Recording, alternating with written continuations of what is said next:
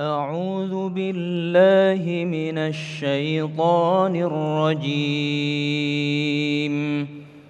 بسم الله الرحمن الرحيم. ألف لام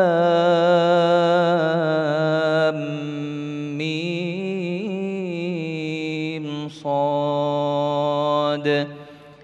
كتاب أنزل إليك فلا يكن في صدرك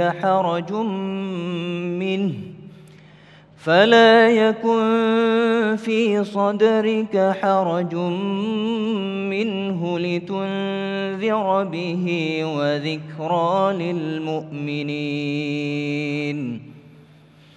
اتبعوا ما أنزل إليكم من ربكم ولا تتبعوا من دونه أولياء قليلا ما تذكرون. وكم من قرية أهلكناها فجاءها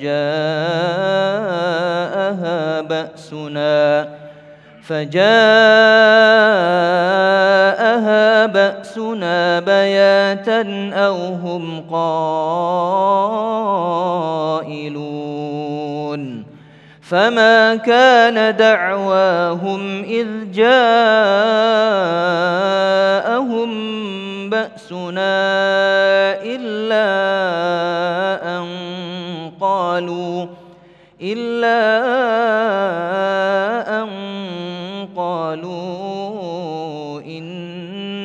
كنا ظالمين. صدق الله العظيم. Assalamualaikum warahmatullahi wabarakatuh. Alhamdulillahirabbil alamin. Allahumma shalli ala sayyidina Muhammad wa ala ali sayyidina Muhammad. Apa kabar Bapak dan Ibu semuanya? Tanpa terasa sudah kita sampai di hari-hari yang terakhir perjalanan kita dalam melalui Madrasah Kilat di Ramadan ini, pesantren kilat bersama Damai Indonesiaku spesial bulan suci Ramadan. Dan Alhamdulillah dalam kesempatan kali ini kita kembali bersiaran secara langsung dari Masjid Husnul Khotimah Bumi Dirgantara Permai Jati Asih. Alhamdulillah telah hadir guru-guru yang kita cintai yang akan tentu saja berbagi nasihat dan ilmu. Habib Abdurrahman Al-Habsi, Kiai Haris Hakam dan Kiai Haji Syarif Matnaji yang akan mengangkat tema yang sangat menarik sekali yaitu Al-Quran tidak hanya dibaca, wajib dileburkan di dalam diri. Itulah tema yang kita angkat dalam kesempatan kali ini. Damai Indonesiaku yang dipersembahkan oleh Sarung Wadimor, tentu sarung kita. Selamat mengikuti.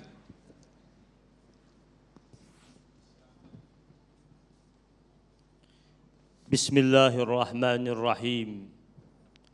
Assalamualaikum warahmatullahi wabarakatuh. Waalaikumsalam. Alhamdulillahi Rabbil Alamin. Alhamdulillahi wa kafa. Wassalatu wassalamu ala nabiyyinal Mustafa wa ala alihi wa ashabihi ahli sidqi wal wafa. Allahumma salli wa sallim ala sayyidina Muhammad wa ala ali sayyidina Muhammad. Subuhun kudusun Rabbuna wa Rabbul malaikati warruh. Yang sama-sama kita hormati dan kita cintai guru kita Kiai Al-Haj Haris Hakam dan guru kita juga yang hadir pada saat ini Kiai Al-Haj Syarif Matnaji. Guru kita yang mendampingi kita pemandu acara Damai Indonesiaku Al-Ustadz Agung Izul Haq, serta muslimin, muslimat, saimin, saimat jamaah Masjid Husnul Khatimah yang dimuliakan Allah Subhanahu wa taala. Insyaallah semuanya husnul khatimah. Amin ya rabbal alamin. Besok husnul khatimah. Jamaah yang dirahmati Allah Subhanahu wa taala, seorang mukmin sejati memiliki kewajiban untuk meyakini tentang kesucian firman Allah Subhanahu wa taala. Yu'minul muslim biqudsiyati kalamillah wa afdaliyatihi wa syarafihi, tentang kemuliaan firman Allah Subhanahu wa taala, tentang keutamaannya. Dan seorang muslim harusnya betul-betul mengakui bahwasanya firman Allah Subhanahu wa taala adalah kalamullah la ya'tihil batil, tidak mengandung unsur kebatilan sedikit pun di dalamnya. Man qala bihi sadaq, siapa saja yang berbicara menggunakan Al-Qur'anul Karim, kita patut meyakininya, mempercayainya.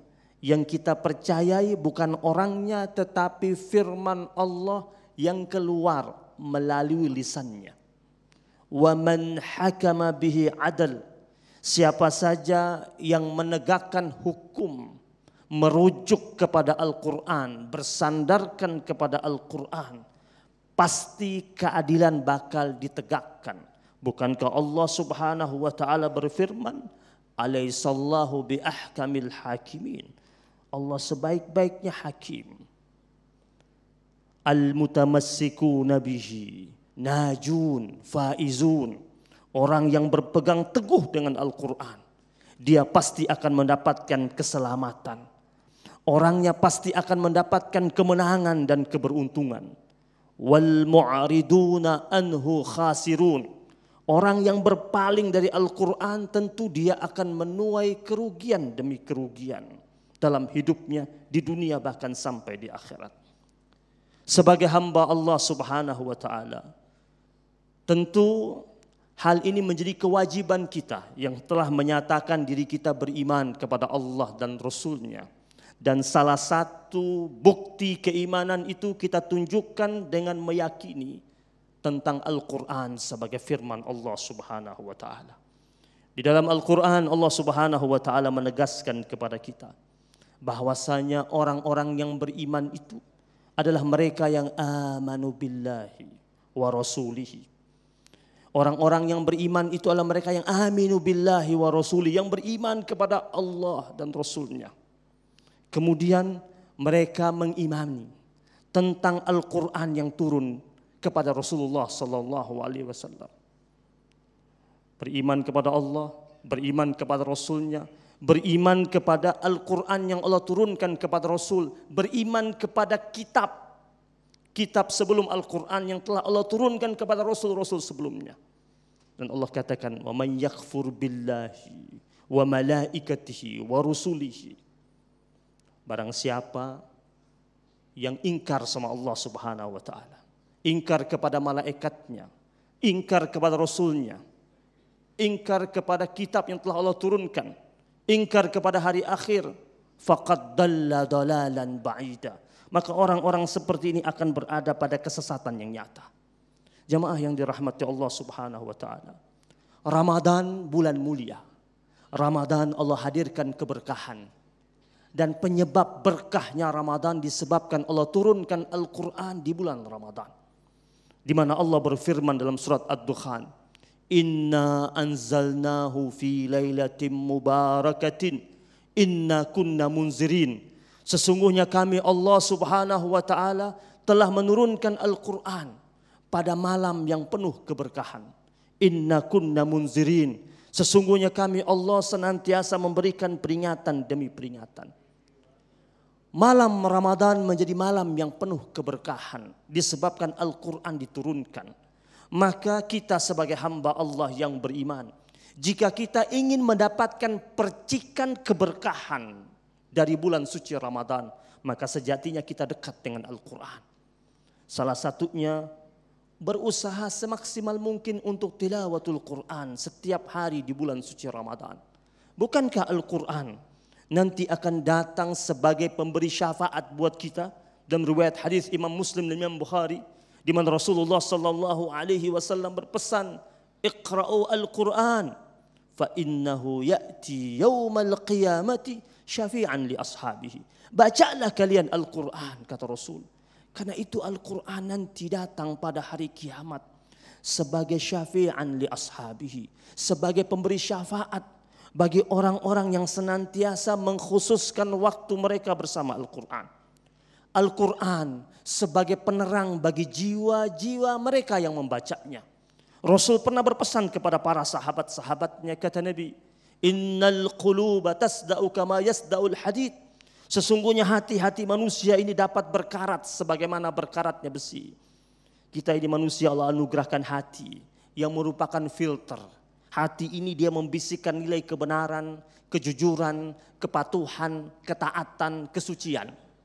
Tapi hati kita ini bisa kotor ketika beraneka ragam kemaksiatan dan kedurhakaan yang kita lakukan.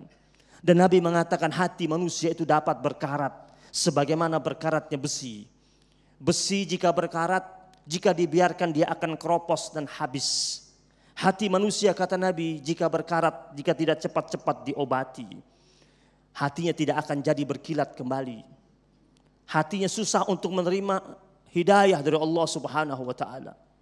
Maka sahabat-sahabat Nabi bertanya kepada sang Rasul, "Fama jala'uha ya Rasulullah?" Bagaimana caranya untuk mengkilatkan hati itu wahai Rasul? Jawaban Rasul dua. Tilawatul Quran wa zikrul maut. Baca Al-Quran dan ingat akan kematian. Jemaah yang dirahmati Allah Subhanahu wa taala. Tentu kita sering mendengar bahwasanya orang yang sering berzikir kepada Allah akan sampai pada titik hati yang qalbun salim. Hati yang damai, yang tentram, yang nyaman dengan berzikir. Dan afdal zikir tilawatul Quran. Zikir yang paling afdal itu adalah membaca Al-Quranul Karim. Semoga Allah anugerahkan kita sebagai min ahlil Quran. Amin ya Allah ya Rabbal Alamin. Terima kasih Habibana. Pemirsa yang dirahmati Allah, bulan Ramadan adalah bulan yang mulia. Di bulan yang mulia ini diturunkan kitab yang mulia, diturunkan kepada manusia yang mulia, dikabarkan kepada umat-umatnya agar kita menjadi mulia. Kemuliaan ini tentu saja mampu kita dapatkan ketika kita mampu memahami apa sesungguhnya fungsi daripada kitab mulia Al-Quran. Insya Allah Kiai Haris Hakam akan menjelaskan selepas pesan-pesan berikut ini. Damai Indonesiaku yang dipersembahkan oleh Sarung Wadimor, tentu sarung kita.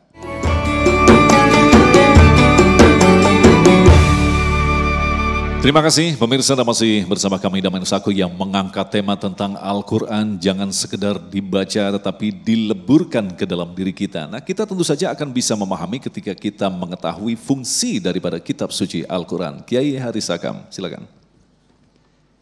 Assalamualaikum warahmatullahi wabarakatuh.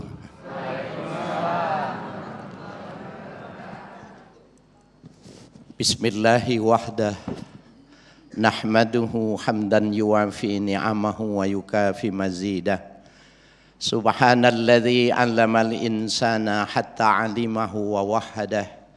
Wa nusalli wa nusallimu ala nabiyyina Muhammadin sallallahu alaihi wasallam zil haudi wasyafa'ah wa ala alihi wa sahbihi al-mutamassikina bil Qur'ani was sunnah, amma ba'du. Guru-guru kita yang kita hormati, Habib Abdurrahman, Kiai Sarip Matnaji, Ustadz Agung Izul Haq, para alim ulama, bapak-bapak, ibu-ibu, hadirin hadirat yang berbahagia. Saya tertarik dengan nama masjid ini. Apa namanya, Bu? Husnul Khatimah. Dalam salah satu hadis dikatakan khairul umur khawatimuha. Sebaik-baik urusan itu ujungnya. Ibu, kalau ada orang rajin puasa, rajin sholat, rajin bersedekah, rajin haji, tapi ujungnya jelek, hilang semua.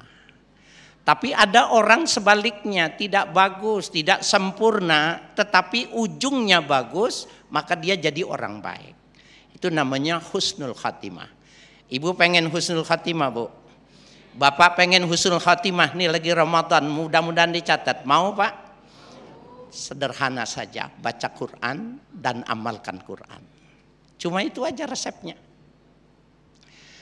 Bapak Ibu sekalian yang berbahagia, kalau kita berbicara tentang fungsi Al-Quran banyak sekali. Paling tidak yang bisa kita tampilkan, yang kita bahas pada kesempatan ini, Allah berfirman, haza basairu linnas. Al-Quran ini adalah pedoman bagi manusia. Wahudan, dan dia sebagai petunjuk hati manusia. Warahmah, dan sebagai kasih sayang. Bahkan di dalam ayat lain dikatakan Al-Quran itu sebagai syifa, sebagai obat. Nah Bapak Ibu sekalian, itu semua bisa kita praktekkan. Ibu kalau ada orang sakit, stroke, yang ininya miring ya. Kenapa tuh namanya, saya susah namanya. Ibu baca aja Al-Quran, hatamkan saja Al-Quran tapi pakai suara, walaupun ketika membaca Al-Qurannya itu tidak jelas gitu. Karena dia mehong kan ya, miring gitu, baca aja Al-Quran. Baca terus nih, mudah-mudahan para pemirsa ada yang bermasalah dengan ini, baca saja Al-Quran.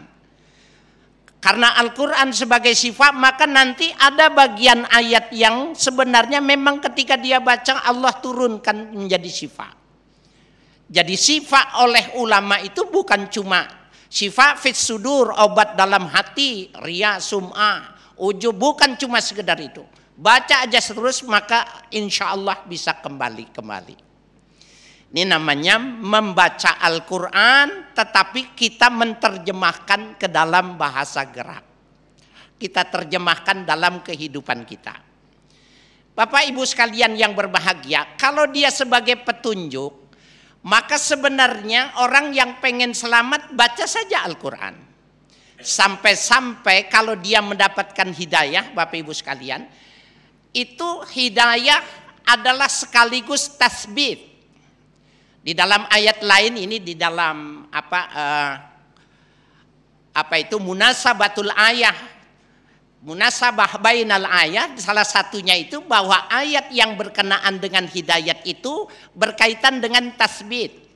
Sabbatallahu biqauli sabit fil hayati dunya wal akhirah.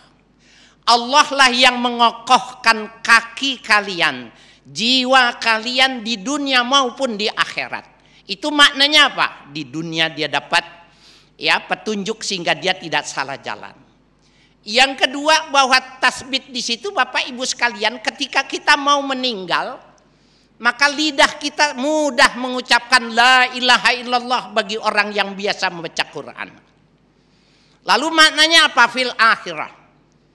Ketika kita di alam barzakh, kita di alam kubur, ketika munkar dan nakir datang, maka kita dengan tenang dan kita bisa menjawab pertanyaannya. Itu makna interpretasi munasabah ayat antara hudan dengan at-tasbih. Jadi subhanallah Bapak Ibu sekalian yang berbahagia, bukan cuma di dunia tapi sampai akhirat.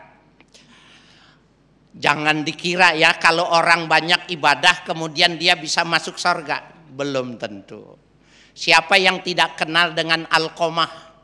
Seorang yang ibadahnya banyak, seorang yang ibadahnya penuh, perang bersama Rasul, tapi ketika mau meninggal tidak bisa mengucapkan la ilaha illallah.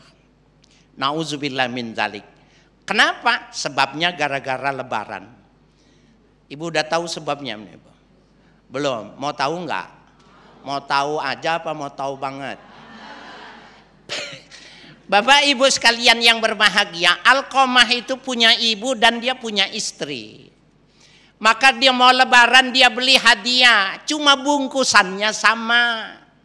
Buat nenek yang sudah tua, ibunya toh nggak kemana-mana, belikan yang harga 1 juta. Kalau di kurs kira-kira begitu. Kan nggak kemana-mana, yang penting baru. Buat istrinya diberikan yang 4 juta. Kenapa? Masih ada acara pesta, masih ada undangan, masih ada perkumpulan. Adil nggak menurut ibu? Ini istri kayak gini bagus nih Habib nih.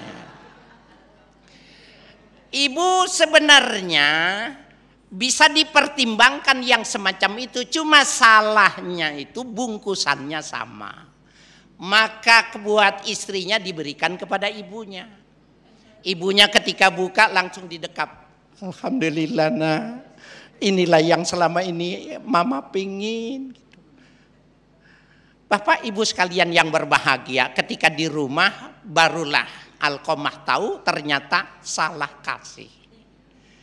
Dan ini istrinya ini bilang, Pak sudah ajak ngomong saja mama. Mama juga kan kurang manfaat, tidak kemana-mana. Kalau kau bilang pasti kau mau. Yang begonya dia ikutin nih pendapat bininya. Di bawah. Dari jauh ibunya sudah lihat bahwa itu bungkusannya sama, ibunya sudah paham. Maka langsung dikeluarkan saja. Mama tidak pantas memang pakai ini. Ini yang layak buat mama, buat menantu mama. Bawalah nak. Ini di kampung ini ada nggak wanita yang kayak gini Bu? Nggak ada, alhamdulillah. Ini saya ngomong ini tetangga saya. Tapi pindahan dari sini Bu. Nah Bapak Ibu sekalian yang berbahagia. Jadi Al-Quran itu jangan cuma dibaca, walaupun dibaca itu berpahala. Ibu tidak bisa bahasa Arab, ibu baca hatamkan. Bapak kita setiap hari deres, subhanallah, maka lidah kita terbiasa. Ini ada asar nih Pak. Di lidah kita ini ada asar, ada chip. Di telinga kita ini ada chip, di kaki kita ada chip, maka nanti ketika kita berhadapan dengan malaikat, berhadapan dengan Israel, orang-orang yang membaca Al-Quran tadi dibacakan syafi'an li ashabi. Al-Quran yang nempel di lidah, yang nempel di telinga, yang nempel di mata itu adalah menjadi syafaat, membantu mengingatkannya. Subhanallah Bapak sekalian yang berbahagia, betapa pentingnya kita memahami bahwa Al-Quran bukan cuma sekedar dibaca, tetapi juga dia nempel pada anggota tubuh yang terlihat, yang terdengar, yang terucap. Itulah yang dimaksud dengan wa naktubu ma qaddamu wa atharahum. Kami catat yang dia lakukan dan asar-asarnya itu. Mudah-mudahan ada manfaat. Baik, terima kasih Kiai. Itulah tadi pemirsa dirahmati Allah, betapa kitab yang mulia ini menawarkan kemuliaan yang luar biasa. Al-Quran terdiri dari 30 juz, 114 surah, 6.236 ayat, 77.439 kata, 323.670 huruf, 15 ayat sajadah. Bayangkan saja, jika satu huruf dijanjikan 10 kebaikan, maka kita akan mendapatkan berapa juta kebaikan. Tetapi jangan berhenti sampai di situ. Bagaimana mampu membuat kebaikan-kebaikan ini terlahir akhlak yang mulia atau yang disebut dengan akhlak Al-Quran. Kiai Syarif Manaji akan menjelaskan selepas pesan-pesan berikut ini. Tetaplah bersama kami Damai Nusaku yang dipersembahkan oleh Sarung Wadimor, tentu sarung kita.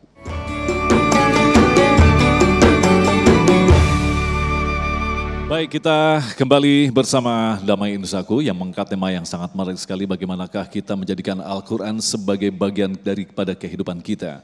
Mari kita tingkatkan kualitas kita dalam membaca Al-Quran, diawali dari membaca, mentadabbur, memaknai, dan akhirnya menjadikan diri kita sebagai Al-Quran berjalan. Mungkinkah itu? Kiai Syarif Manaji akan menjelaskan kepada kita. Silakan Kiai. Bismillahirrahmanirrahim. Assalamualaikum warahmatullahi wabarakatuh.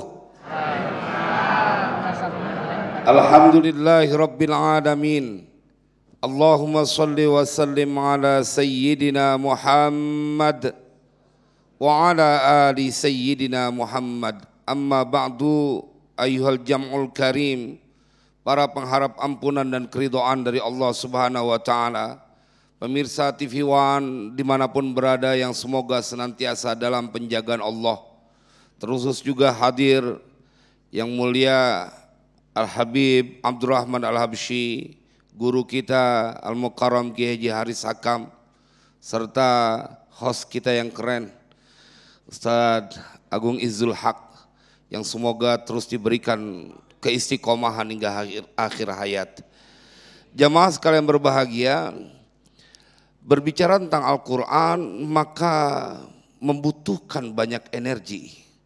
Karena ini adalah kalamullah, tanzilum mir rabbil alamin. Sesuatu yang teramat dahsyat. Bahkan kalau kita ngelihat bagaimana Allah menceritakan tentang dahsyatnya Al-Quran, di antaranya adalah surat Al-A'raf.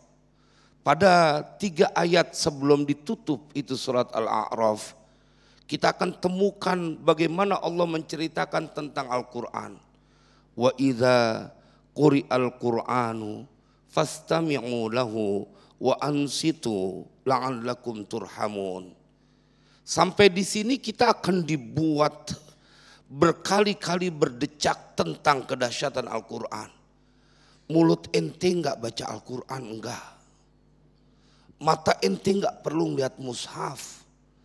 Tapi ayat ini menceritakan apabila dibacakan kepada kalian akan Al-Quran, yang dibacakan itu adalah Al-Quran, maka kemudian Allah perintahkan dengarkan dengan seksama, lalu diamlah kalian, niscaya kalian akan mendapatkan rahmat. Itu baru ngedengerinnya doang. Kita belum lagi melihat mushafnya. Kita belum lagi melafazkan setiap huruf yang tadi disampaikan oleh Mas Agung. Kalau kita mau hitung berapa sudah kebaikan yang didapatkan dari lantaran kau gerakkan lisanmu membaca Al-Quran.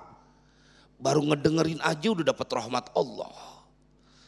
Jemaah, karena ini Allah yang menjanjikan. Ada seorang wali yang beliau dia punya penyakit buta. Tetapi idza fatahal mushaf rudda basaruhu. Kalau dia buka Al-Quran, matanya dikembalikan bisa melihat. Itu bagian kecil dari kedahsyatan Al-Quran. Tetapi kita kan nggak sampai di situ. Kita perlu untuk menjadi orang yang masuk ke dalam bahtera Al-Quran. Maka itu jamaah sekalian berbahagia, yang kita lakukan sekarang dan seluruh kaum muslimin di penjuru dunia dengan berpuasa, sesungguhnya saat ini kita sedang meleburkan diri bersama Al-Quran. Mengapa saya sampaikan demikian? Karena lapar yang kita tahan dari pagi hingga petang hari, dari lantaran kita mengimani kebenaran Al-Quran. Ya ayyuhalladzina amanu kutiba alaikumusiyam kama kutiba alal ladzina min qablikum la'allakum tattaqun. Apa yang kita lakukan pada saat sholat malam atau sholat 5 waktu, bukankah kita sedang meleburkan diri bersama Al-Quran? Karena ada perintah di dalam Al-Quran, aqimus sholah. Atau mereka yang membayar zakat, atau mereka yang bahkan rela menabung bertahun-tahun, atau kemudian menjual harta yang kekayaan yang mereka miliki, rumah, kebun, demi untuk mendaftarkan haji. Karena ada perintah dalam Al-Quran, wa atimul hajja wal umrata lillah. Bagian ini sebagai sebuah ikhtiar, kita telah meleburkan diri bersama Al-Quran. Tetapi kadang-kadang kalau bahasa kampusnya, kita suka memahami sesuatu secara parsial. Secara parsial, separuh-separuh. Giliran sesuatu yang ada, engkau mempunyai keuntungan, maka engkau melakukan. Tetapi pada bagian lain yang diperintahkan oleh Allah di dalam Al-Quran, engkau tidak melakukannya. Jemaah bayangkan, saya yakin semua kaum muslimin di Indonesia, bahkan atau paling tidak sebagian besarnya, hafal tuh yang namanya surat Al-Ma'un. Ara'aital ladzi yukadzibu biddin fadzalika alladzi yad'ul yatim wa la yahuddu ala ta'amil miskin. Atau pada saat mereka diceritakan sebab mengapa mereka di dalam Al-Quran diseret lalu dilemparkan ke dalam kobaran api. Innahu kana la yu'minu billahil azim wa la yahuddu ala ta'amil miskin. Jemaah sekalian berbahagia, lempengan ini enggak banyak orang yang berani mempraktekannya. Haji sampai puluhan tahun antri, waiting listnya dibela-belain, tetapi ada janji dari Allah di dalam Al-Quran tentang keistimewaan anak yatim. Yang Allah ceritakan dalam surat Al-Insan, kepribadian yang luar biasa. Wa yut'imuna at-ta'ama ala hubbihi miskinan wa yatiman wa asira. Innama nut'imukum liwajhillah la nuridu minkum jazaa'an wala syukura. Inna nakhafu min rabbina yawman abusan qamtarira. Allah ceritain tuh ada orang-orang yang memberikan makan. Engkau yang telah membaca Al-Quran, bahkan hafal ayat-ayatnya, lalu apa yang mencegahmu tidak melaksanakan yang diperintahkan oleh Allah dalam Al-Quran? Ini menjadi tugas kita. Ada anak yatim yang harus kau fikirkan sebagai sebuah password yang akan menjadikan engkau bahagia di dunia dan di akhirat. Nggak banyak, punya rumah cakep, punya mobil, punya motor. Tanya deh, punya anak yatim apa kagak? Nggak semuanya. Ada ustadz punya anak yatim, tanya deh, emaknya masih muda apa udah tua? Masih muda, lu mengarah emaknya itu mah. Jemaah sekalian berbahagia, apa yang mencegahmu dari sebuah janji dari Nabi, bahkan dalam hadis duduk bersanding bersama Rasulullah di surga?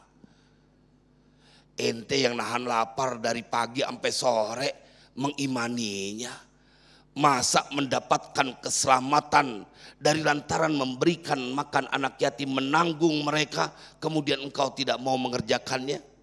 Al-Quran bukan hanya dibaca, kendati pun mendengarnya sudah mendapatkan rahmat. Kita tidak boleh bantah itu, karena Al-Quran yang menceritakan. Tetapi tidak sampai di situ, maka Imam Ghazali dalam kitab Ihya-nya menceritakan tentang amalan batin, fi a'malil batin fit tilawah. Ada 10 beliau sampaikan. Ini yang harus diingat oleh mereka yang baca Al-Quran. Selain kau harus punya adab saat membaca Al-Quran, ada amalan-amalan batin yang harus kau libatkan saat membaca Al-Quran. Pertama, fahmu aslil kalam, thumma ta'wim, thumma hudurul qalb, thumma at-tadabbur, thumma at-tafahum. 5 diantaranya yang saya sebutkan di majelis ini. Ente kudu tahu yang ente baca itu adalah kalamullah, kebenarannya mutlak. Maka apa yang mencegahmu untuk tidak meleburkan diri dalam mengamalkan Al-Quran yang kau ketahui dan kau bisa melakukannya? Semoga manfaat.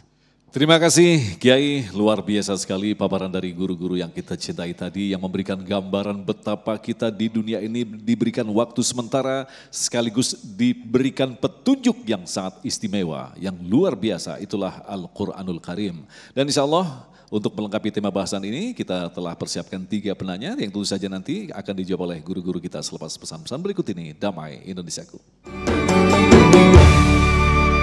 Baik, terima kasih. Kita kembali bersama Damai Indonesiaku yang mengangkat tema tentang bagaimanakah kita meleburkan diri ke dalam Al-Quran. Dan Alhamdulillah telah kami siapkan 3 penanya. Kita akan berikan kesempatan kepada Bapak M. Solihin. Silakan. Assalamualaikum warahmatullahi wabarakatuh. Terima kasih guru-guru kami semua. Kami ingin bertanya bahwa Al-Quran memang sangat menyenangkan bila dibaca, lebih-lebih di bulan Ramadan ini, sehingga membacanya sampai terkantuk-kantuk guru. Bahkan kami juga terinspirasi bahwa tokoh imam kita, Imam Syafi'i, di dalam bulan Ramadan menghatamkan Al-Quran saja sampai 60 kali dalam sebulan. Sehingga kita ingin mengikutinya dalam Ramadan ini, kita ingin berlomba-lomba dalam menghatamkan Al-Quran. Namun kadang kami lupa dengan berat sekali untuk mengetahui isi kandungannya. Sehingga bagaimana tipsnya agar kita bisa mengetahui isi kandungannya, membaca terjemah, membaca tafsir-tafsirnya, sehingga kita lupa bagaimana tipsnya untuk cinta kepada tafsir-tafsir Al-Quran, agar kita dan anak kita senang dalam mempelajarinya. Terima kasih. Wassalamualaikum warahmatullahi wabarakatuh. Waalaikumsalam warahmatullahi wabarakatuh. Silakan Habibana. Baik, bismillahirrahmanirrahim. Di dalam Al-Quran Allah Subhanahu wa taala mengingatkan kita, afala yatadabbaruna al-Qur'ana am ala qulubin aqfaluha. Di mana Allah Subhanahu wa taala mengingatkan kepada manusia agar mereka senantiasa merenungi firman-firman Allah Subhanahu wa taala. Dan kalau tidak merenungi, maka hatinya bahkan terkunci. Maka Abdullah ibnu Abbas radhiyallahu taala anhuma dan bahkan juga Abdullah ibnu Mas'ud radhiyallahu taala anhu adalah dua orang sahabat Nabi yang ketika ditanya tentang bagaimana baca Al-Quran secara banyak atau tidak banyak membaca Al-Quran tetapi dengan tadabbur, dengan ada usaha kuat merenungi dan memahami isi kandungannya. Kata beliau berdua, jauh lebih baik membaca Al-Quran dengan cara mentadabburinya. Dalam Al-Quran Allah ingatkan kita juga, kitabun anzalnahu ilaika mubarakun. Kata Allah, ini Quran kami turunkan kepada engkau wahai Rasul dengan penuh keberkahan. Liyadabbaru ayatihi. Untuk apa? Agar manusia senantiasa merenungi ayat-ayat Allah Subhanahu wa taala. Jadi kita tentu menginginkan Al-Quran itu tidak hanya sampai di tenggorokan kita saja, turun sampai ke hati kita. Kita tentu tidak mau menjadi hamba Allah yang dikatakan yang dikatakan oleh Rasul, yaqra'unal Quran la yujawiz hanajiruhum. Ada orang yang baca Al-Quran tapi Al-Qurannya enggak jauh dari tenggorokannya. Al-Qurannya tidak turun sampai di hatinya, tidak bersemayam dalam dirinya, tidak teraplikasi lewat perbuatannya, sikapnya, pergaulannya, tutur katanya. Sedangkan Rasulullah SAW ketika ditanya, Aisyah radhiyallahu taala ditanya tentang akhlaknya Rasul, kata Aisyah radhiyallahu taala anha, khuluquhu Al-Quran.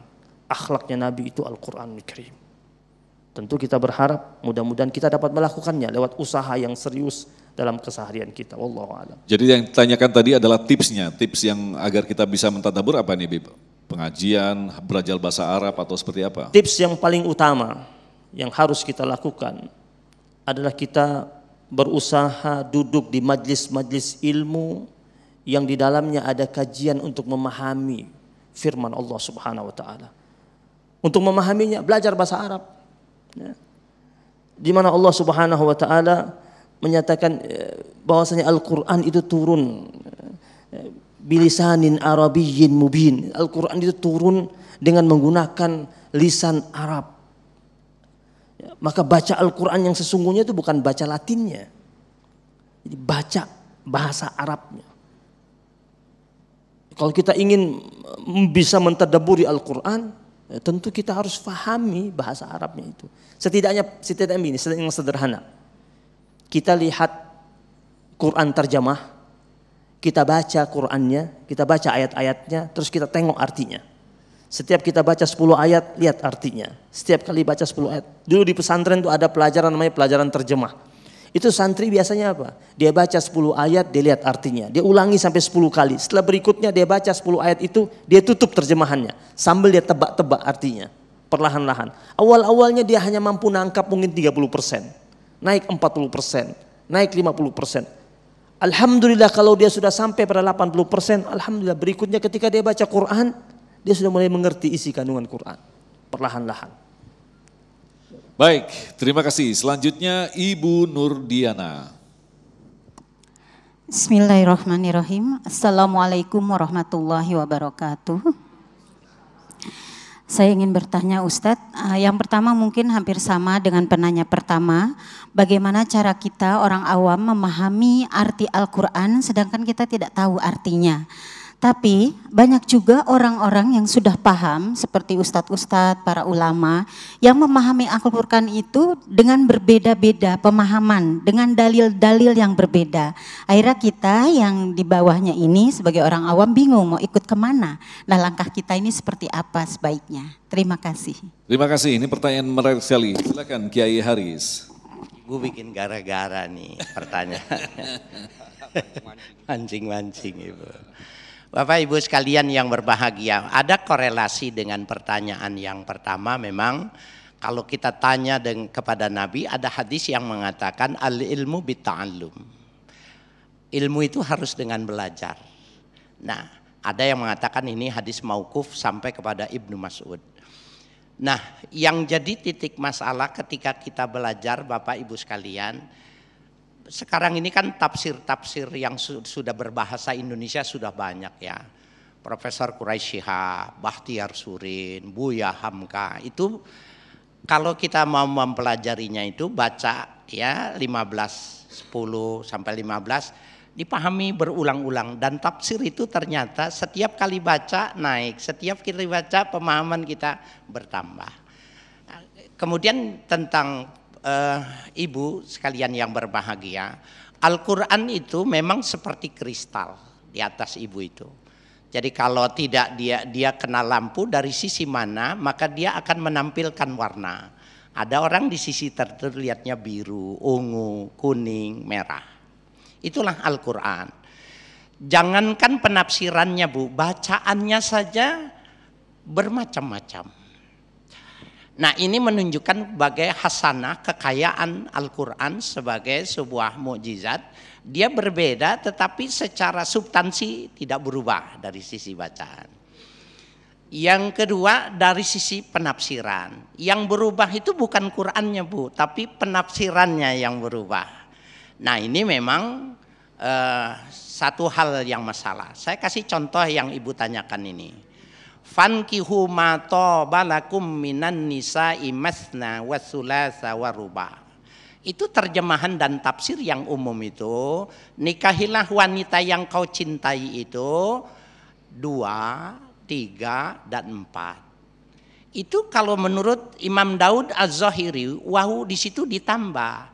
Nikahilah wanita 2 tambah 3 tambah 4. Jadi berapa? 9.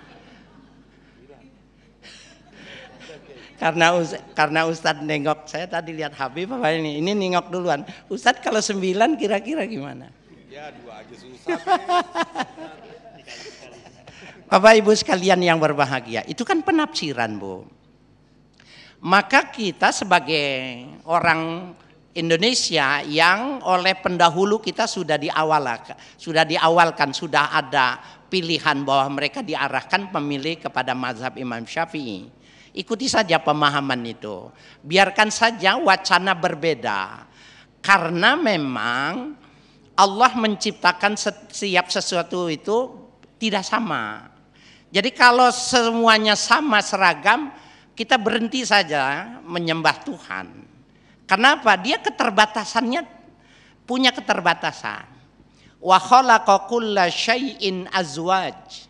Maha suci Allah yang telah menciptakan setiap sesuatu itu berpasangan, berlawanan, dan bisa juga azwaj maknanya serasi. Jadi ibu kenapa disebut wanita? Karena ada laki. Kita disebut bawah karena ada atas. Dibilang kanan karena ada kiri. Kalau ada penafsiran yang lurus, pasti ada penafsiran yang nyeleneh. Biarkan saja, yang penting kita jangan ke bawah nyeleneh. Ya Bu ya.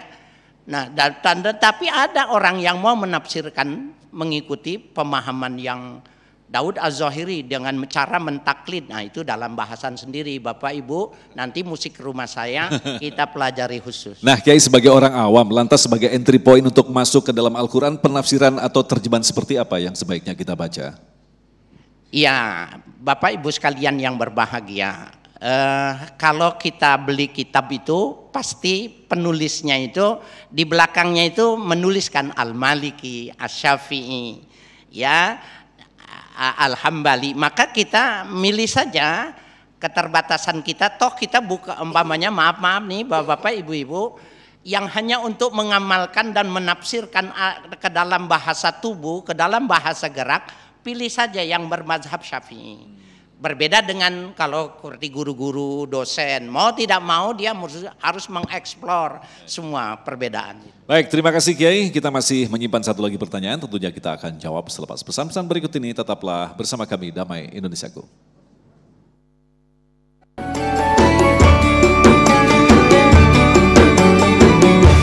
Baik, terima kasih pemirsa, Anda masih bersama kami Damai Indonesiaku, dan kita ada lagi satu pertanyaan yang akan disampaikan oleh Ibu Hilda yang akan dijawab oleh Kiai Syarif. Silakan Bunda. Terima kasih Ustadz. Assalamualaikum warahmatullahi wabarakatuh. Nama saya Hilda. Saya mau menanyakan, mungkin masih melanjutkan yang tadi.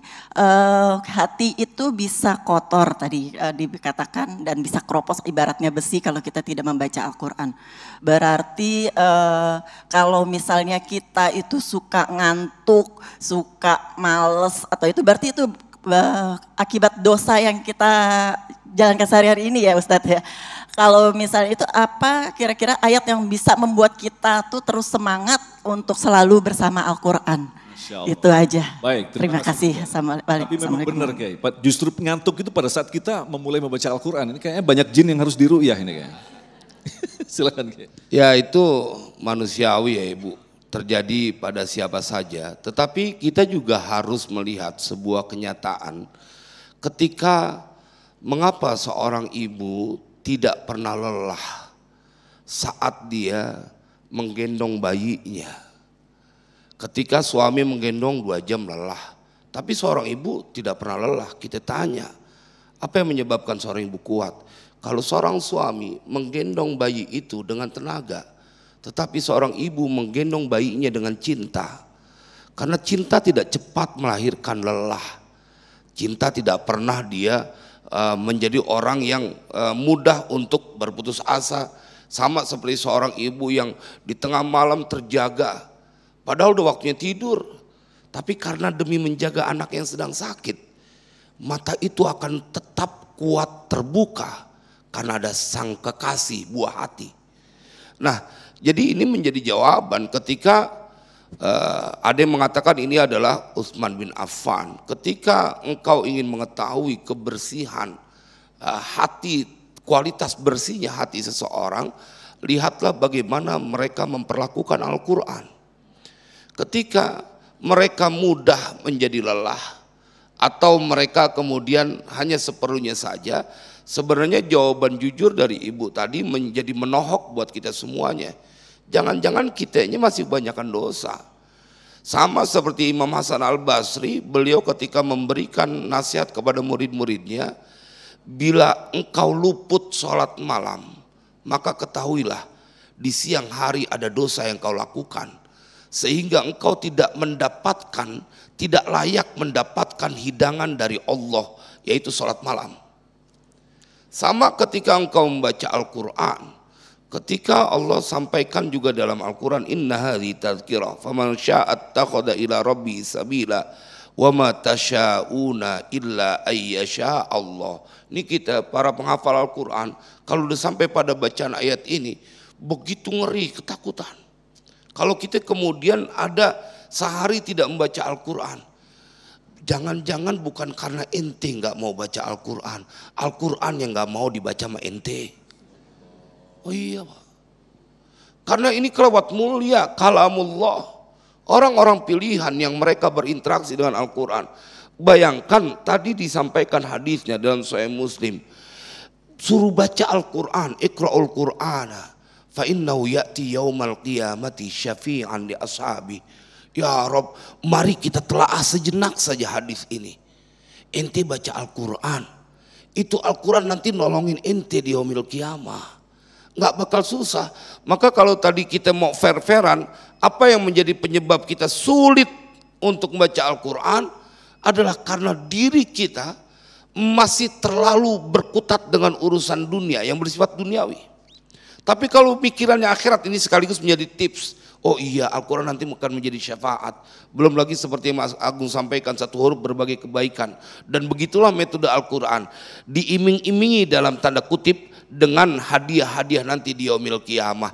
Maka tipsnya adalah bayangkan keadaan nanti di yaumil qiyamah saat engkau berada atau pada saat dibangkitkan dan engkau menjadi orang yang mendapatkan jaminan tenang, ada bacaan Al-Quran yang kau baca pada saat di dunia, maka itu akan menstimulasi diri kita. Sama lah seperti seorang ayah yang tidak pernah lelah keluar dari pagi sampai sore. Karena apa? Karena di akhir bulan akan dapat gaji. Untuk siapa? Untuk istri dan anak-anaknya. Lelah mereka tidak pernah pikirkan karena mereka membayangkan tentang hadiah yang akan mereka dapatkan. Begitupun dengan Al-Quran. Masya Allah, terima kasih Kiai dan guru-guru yang kita cintai yang telah memberikan ilmu dan sekaligus nasihat yang sangat luar biasa sekali. Di akhir nanti kita akan dengarkan kesimpulan dari masing-masing guru dan sekaligus kita akan berdoa bersama. Apalagi doa orang yang berpuasa, insya Allah diijabah oleh Allah, di mana kita dipilih sebagai orang-orang yang dimudahkan untuk terus berinteraksi dengan Al-Quran. Jangan biarkan diri kita malas, apalagi ketika kita membaca merasa mengantuk. Jangan-jangan seperti tadi, memang Al-Quran tidak mau kita baca. Na'udzubillahi min dzalik. Semoga kita termasuk orang yang dirahmati Allah, tentunya di bulan yang suci ini. Tetaplah bersama kami, Damai Indonesiaku. Baik pemirsa, Anda masih bersama kami Damai Indonesiaku dan tanpa terasa kita sudah berada di penghujung acara Damai Indonesiaku. Sebelum kita akan berdoa bersama, kita akan dengarkan nasihat sebagai penutup dari masing-masing guru kita yang dimulai dari Habibana. Silakan. Baik, bismillahirrahmanirrahim.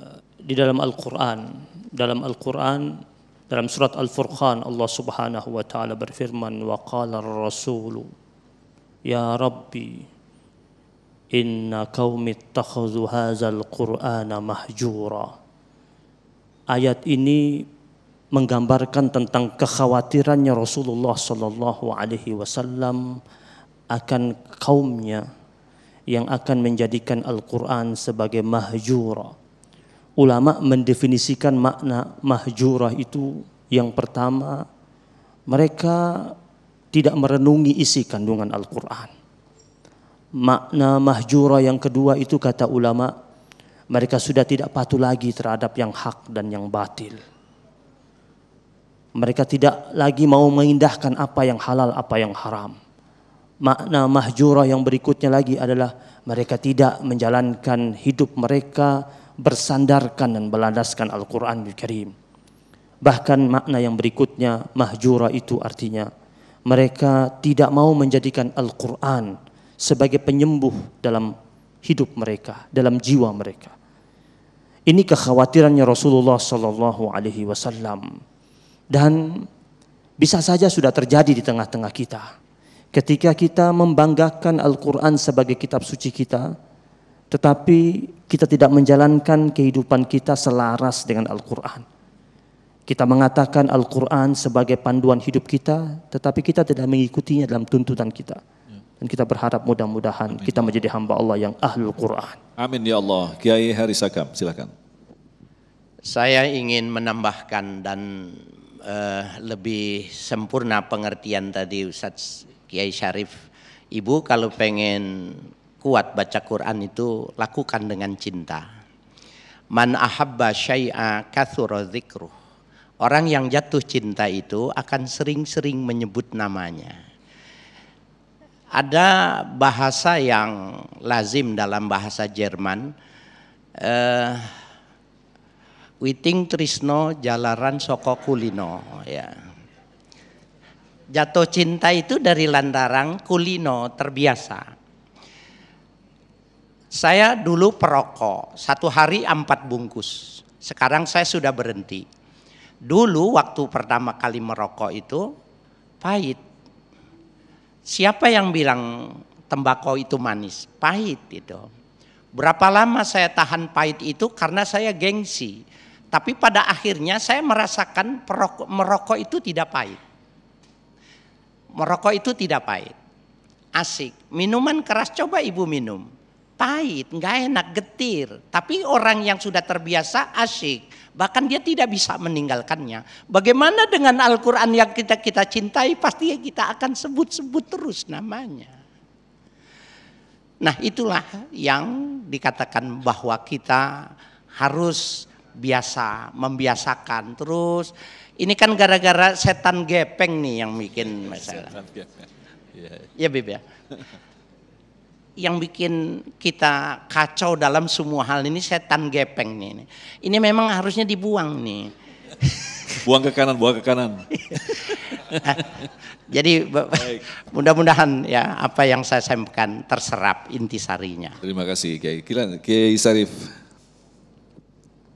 Ada Allah sampaikan dalam Al-Quran, wa innahu latazkiratul lil muttaqin, wa inna lana'lamu anna minkum mukadzibin, wa innahu lahasratun 'alal kafirin, wa innahu lahaqqul yaqin, fasabbih bismi rabbikal azim.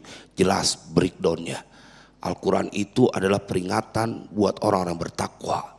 Ketika engkau membaca, mengamalkan, maka engkau masuk dalam ayat ini. Tetapi Allah juga sampaikan, kami tahu banyak orang yang mendustakan Al-Quran. Dan Al-Quran menjadi kerugian buat orang-orang kafir.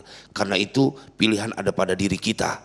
Bila engkau tetap ingin tersematkan sebagai orang yang bertakwa, maka teruslah membersamai Al-Quran. Hidup, mati, dan dibangkitkan bersama Al-Quran agar kita menjadi orang yang terus mendapatkan bimbingan. Karena Al-Quran adalah panduan. Kalau engkau mengikuti panduan, maka engkau akan terselamatkan. Kebahagiaan ada bersama Al-Quran. Karena bersama Al-Quran engkau bersama yang Maha Rahman. Ketika engkau bersama yang Maha Rahman, maka tidak perlu lagi kau risau dengan kesusahan, karena dia penuh dengan kasih sayang. Semoga menjadi manfaat. Allah. Baik, terima kasih guru-guru yang kita cintai yang telah memberikan ilmu yang sangat luar biasa sekali. Sebelum kita berdoa, kembali kami informasikan besok di Jumat 14 April kami akan menghadirkan Ustadz Nur Fadilah, Ustadz Soleh Mahmud, dan Ustadz Fatih Rishad yang akan disiarkan dari Masjid Al-Iman, Komplek Kodam Sumur Batu, Jakarta Pusat dengan tema Membangun Ketauhidan. Agung Zulhak dan kerabat kerja yang bertugas serta pendukung acara ini Sarung Wadimor, tentu Sarung kita mengucapkan terima kasih atas perhatian Anda. Sampai jumpa besok. Assalamualaikum warahmatullahi wabarakatuh. Jamaah sekalian berbahagia, mari kita akhiri majlis kita dengan sama-sama berdoa. Bismillahirrahmanirrahim.